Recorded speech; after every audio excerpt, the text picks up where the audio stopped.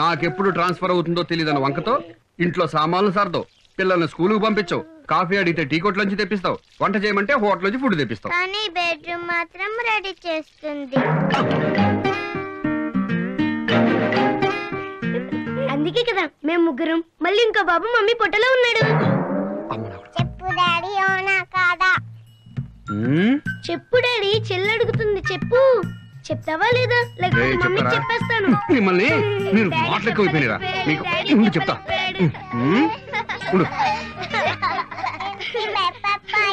భయపడిపోయాను రా. అమ్మో, చిన్న పిల్లలకు ఓటు హక్కు లేదు కాబట్టి సరిపోయింది.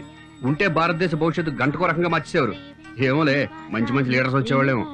మంగళం. హారతి తీసుకో మహేష్.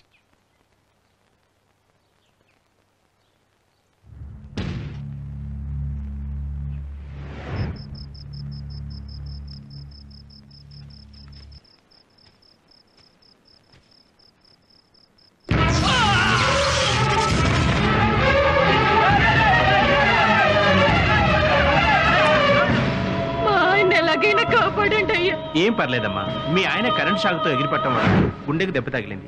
హార్ట్ ఆపరేషన్ చేయాలి.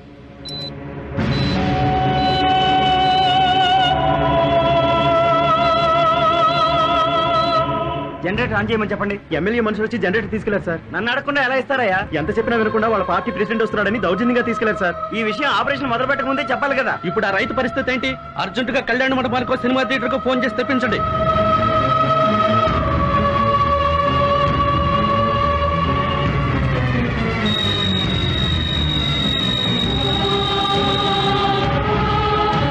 డాక్టర్ డాక్టర్, ఆ కరెంట్ షాక్ తగిలిన పేషెంట్ చనిపోయాడు సార్.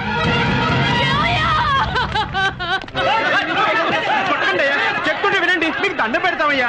మా వాళ్ళు ఎంత చెప్తున్నా వినకుండా ఆ ఎమ్మెల్యే మనుషులు వచ్చి దౌర్జన్యంగా జనరేటర్ తీసుకెళ్లారయ్యా. మమ్మల్ని ఏం చేయమంటారయ్యా? చేతనైతే వెళ్ళి ఆ ఎమ్మెల్యేని అడగండి అయ్యా. మమ్మల్ని కొట్టారు ఎందుకు?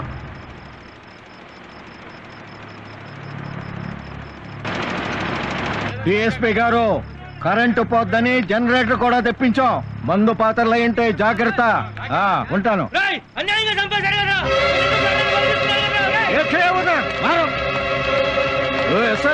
ఎక్కడున్నావా? జనం గెస్ట్ హౌస్ మీద పడుతున్నారు. రాత్రుగా ఈ రైతులందరి మీద కేసులు పెట్టి లోపలైంది. గెస్ట్ హౌస్ మీద పడుతున్నారు వీళ్ళు.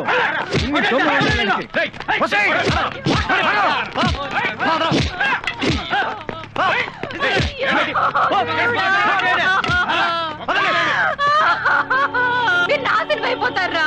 మీరు పురుగులు పడిపోతారా? మా తరపున అడిగేవాడు లేడని మీరు చేసే పాపాలన్నీ ఆపడానికి ఒకడు వస్తాడు రా.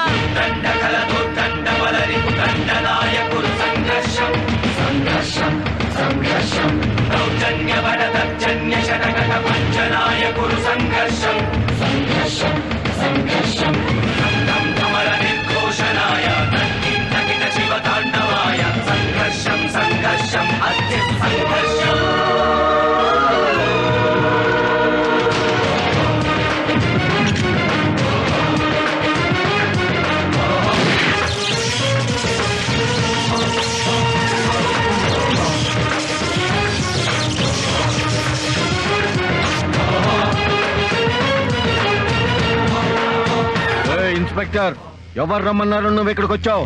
ఆ రైతు నా మీద కేసు పెట్టాడని వచ్చావా? హోమ్ మినిస్టర్ తో ఫోన్ చేయిస్తా, అవసరమైతే చీఫ్ మినిస్టర్ తో ఫోన్ చేయిస్తా. నడువు బయటికి. హోమ్ మినిస్టర్లు, చీఫ్ మినిస్టర్లు ప్రజాసేవకులు రా. వాళ్ళు ప్రజలకు మాత్రమే సేవ చేస్తారు. నీలాంటి రౌడీలకి, గూండాలకి కదరా లోపల వెదవా. ఇన్స్పెక్టర్, నువ్వు తప్పు చేస్తున్నావు. నా గురించి నీకు తెలీదు. నీ వెనకాల తిరిగే కుక్కల గురించి, నీ చెంచాల గురించి కూడా తెలుసురా. పదండ్రా స్టేషన్ కి.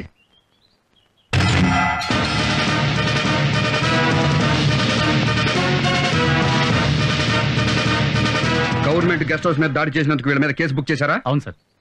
ఎమ్మెల్యేని బూతులు తిట్టినందుకు మరో కేసు బుక్ చేశారుగా? Yes sir. మీకు ఎమ్మెల్యే అన్న భయం లేదు, ముఖ్యమంత్రి అన్న భయం లేదు. ప్రజాస్వామ్యం.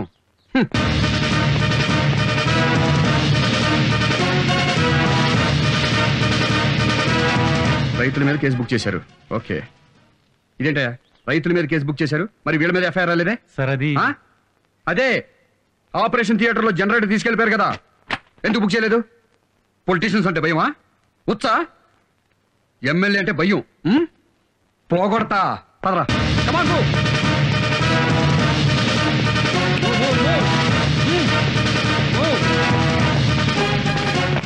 భయపడతా మీరేం డ్యూటీ చేస్తారా మిమ్మల్ని?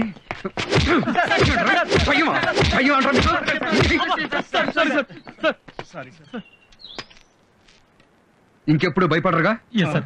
నిజాయితీగా డ్యూటీ చేస్తారా? సిన్సియర్ గా ఉండండి.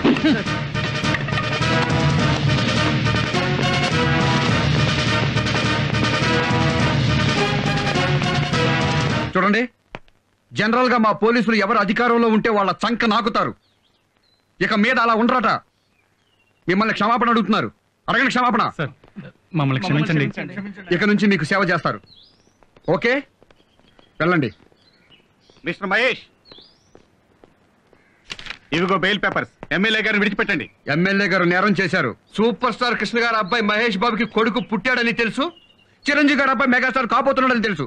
కానీ ఎమ్మెల్యే మూలంగా మీ ఊళ్ళో ఓ రైతు చనిపోయాడని మాత్రం తెలియదు. తెలుసు. ఇంకెప్పుడు ఎవరికి బెయిల్ ఇవ్వు. కానీ మా పోలీసు వాళ్ళు తప్పుడు కేసులు బనాయిస్తారు చూడు, అలాంటి వాళ్ళకి ఇవ్వు. అలాగే సార్. వెళ్ళు.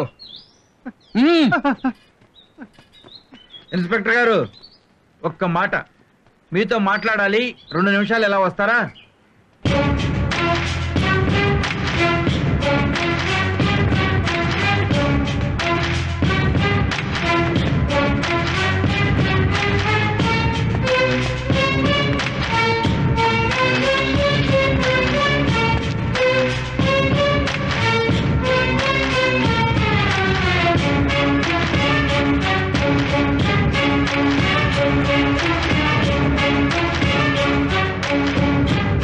ఇన్స్పెక్టర్ నాన్న, ఈ చిన్న విషయాన్ని పట్టుకుని ఎమ్మెల్యేని రిజైన్ చేయమని ప్రతిపక్షాలు గొడవ చేస్తాయి.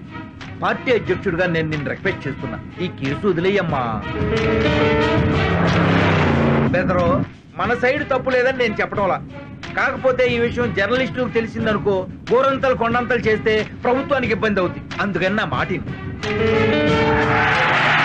ఇదిగో, ఆ చచ్చిపోయిన రైతు కుటుంబానికి డబ్బులు ఇప్పిస్తా. వాళ్ళ కుటుంబంలో ఒకటికి ఉద్యోగం ఇప్పిస్తా. వాళ్ళకి ఏదైనా బ్యాంకు రుణాలుంటే రద్దు చేయిస్తా. ఏంట్రా, నేను ఇక్కడ మాట్లాడుతూ ఉంటే నువ్వు మగవాడు తిప్పుకుంటా? నీకేమైనా మెంట్లా?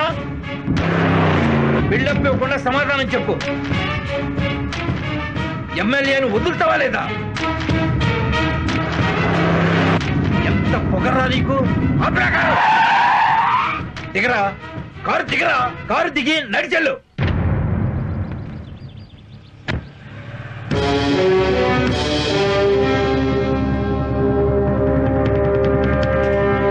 నమస్తే సార్. నమస్తే.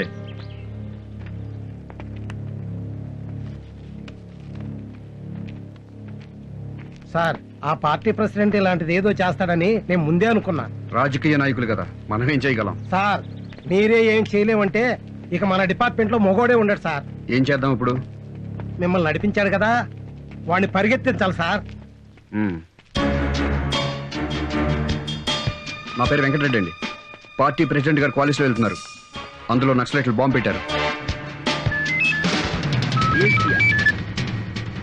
ఏంటి ఎస్పీ, ఏంటి సంగతి? ఏంటి, నా కారులో బాంబు పెట్టారా? బాబు,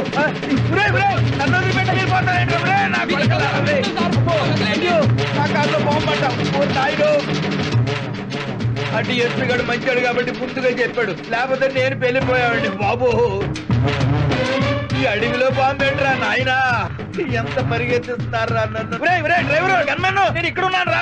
ఎక్కడుంటే మాకెందుకండి బాబు? కాపాడాల్సింది పోయి మీరు పారిపోతారేంట్రా? పార్టీ ప్రెసిడెంట్ నడి రోడ్డు మీద నా బట్టలు కూడా ఊడిపోయాయి. మంచి పాడైపోయింది కదా.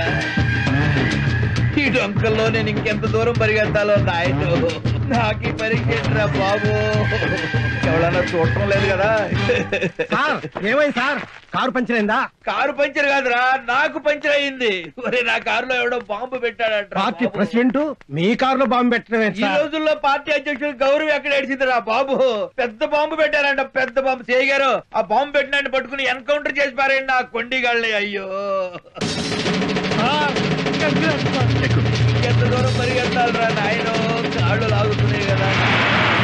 అబ్బో ప్రెసిడెంట్ గారు బాత్రూమ్ కానీ వెళ్తారా? ఏం బాత్రూమ్ అయ్యా, పంచులోనే అయిపోయినాయి 1కి 2కి.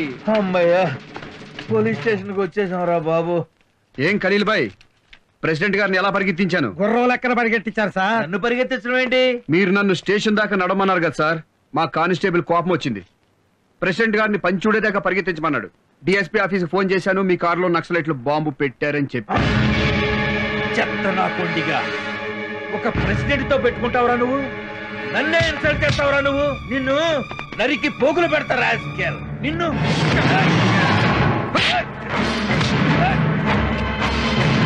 చంపి పడనొక్కుతా నీ. మీ వల్ల ఒక రైతు చచ్చిపోతే క్షమించమని అడగాల్సింది పోయి ప్రభుత్వానికి చెడ్డ పేరు వస్తుంది, ప్రతిపక్షాలు తిడతారు, అన్ని పేపర్ వాళ్ళు బజారు కీడుస్తారని కేసు ఎత్తేమంటావా? నెట్టేస్తాను రాని. కాల్సిన దమ్ముంటే మగాడవైతే కాదు, ఒక అమ్మ అబ్బా పుట్టాడు కాదు. పార్టీ అధ్యక్షుడు జోకులేస్తారా? పార్టీ ప్రెసిడెంట్ అంటే మర్యాద లేదురా? ఒక అధికార పార్టీ ఎమ్మెల్యేని మామూలు కార్యకర్తల లోపలతో వస్తారా?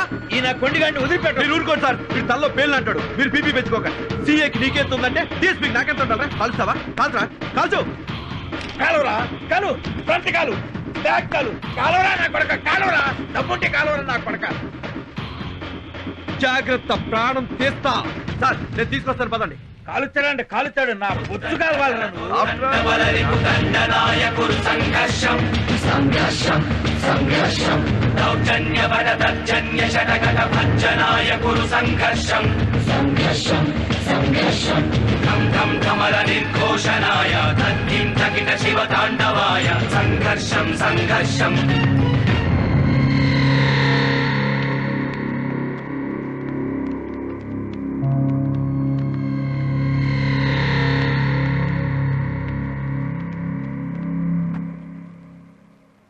సుధాకర్ సార్. డిఎస్పీ గారు చేసింది రైటా రాంగా? రాంగే సార్. ఇదే తప్పు ఏ రౌడీ షీటరో చేస్తే మనం ఏం చేస్తాం? కేసు బుక్ చేస్తాం సార్. ఆ తర్వాత అరెస్ట్ చేస్తాం సార్. డిఎస్పీ గారి మీద కేసు బుక్ చేయండి, అరెస్ట్ చేసి తీసుకురండి.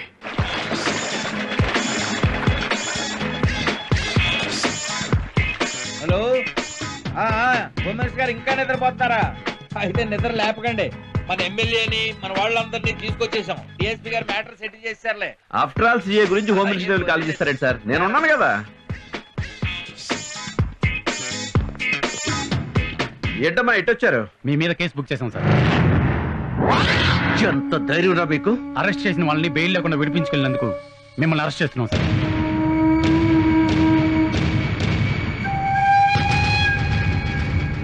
నా మీద కేసు బుక్ చేస్తారా? ప్రతివాడు హీరోరా రై? చిన్న పెద్దలు ఎదురా నీకు? డిఎస్పీని నన్ను అరెస్ట్ చేస్తారా? ఎంత ధైర్యం రా మీకు?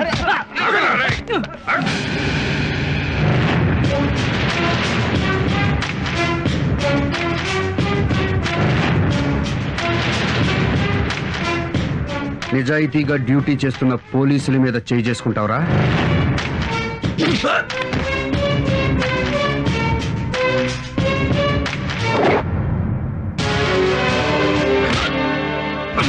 ఇక్కడ వెళ్ళి జీపే.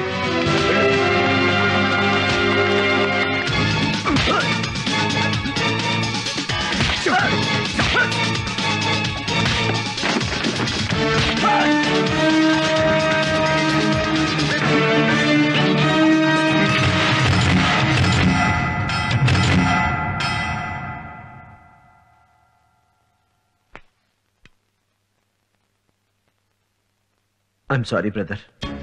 అధికార పార్టీకి ఒక చట్టం, ప్రతిపక్ష పార్టీకి మరో చట్టం ఉంటుందా? ఉండదు బ్రదర్. రూలింగ్ పార్టీకి ఓ పోలీస్ అధికారి గులాంగిరి చేయడం తప్ప కాదా? తప్పే బ్రదర్. మళ్ళీ ఇంకోసారి తప్పు చేస్తావా? లైఫ్ లో చేయండి బ్రదర్. చేసిన తప్పుకి మన పోలీసులకి క్షమాపణ చెప్తావా? చెప్తాను బ్రదర్, చెప్తాను బ్రదర్.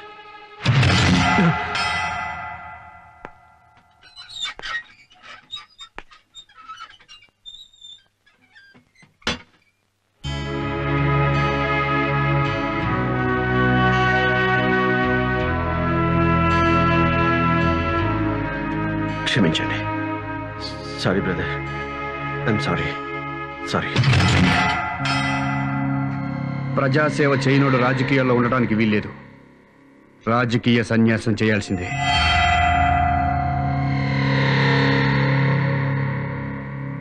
ఈ రాష్ట్ర ముఖ్యమంత్రినైన నాకు ప్రజలే యజమానులు. ప్రజాసేవ చేయని వారు రాజకీయాల్లో ఉండటానికి అనర్హులు.